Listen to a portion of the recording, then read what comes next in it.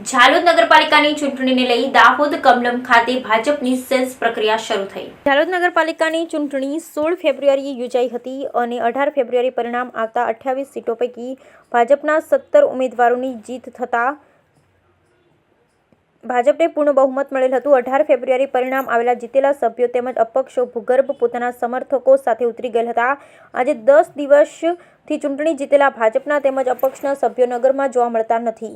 તેથી નગરમાં કેટલી જાતની અફવાઓએ જોર પકડેલ। ભાજપમાં અલગ અલગ બે ભાગમાં સમર્થન વહેંચાઈ ગયેલું હોવાનું પણ લોકમુખે ચર્ચાઈ રહેલ હતું। હવે આજ રોજ 27 ફેબ્રુઆરીએ દાહોદ કમલમ ખાતે નગરપાલિકાની ચૂંટણી જીતેલ સભ્ય તેમજ દાહોદ જિલ્લાના ભાજપના તમામ નેતાઓની વચ્ચે ભાજપની સેન્સ પ્રક્રિયા હાથ ધરવામાં આવી હતી। આ સેન્સ પ્રક્રિયા બહારથી આવેલ નિરીક્ષકો દ્વારા લેવામાં આવી હતી, જેમાં સુરતના એક્સ મેયર હેમાલીબેન તેમજ યુવા મોરચાના ઈશાન સોની દ્વારા સેન્સ પ્રક્રિયા લેવામાં આવી હતી। મળતી માહિતી મુજબ ઝાલોદ નગરપાલિકા નવા પ્રમુખ તરીકે ભાવનાબેન મુકેશભાઈ ડામોર બની શકે છે।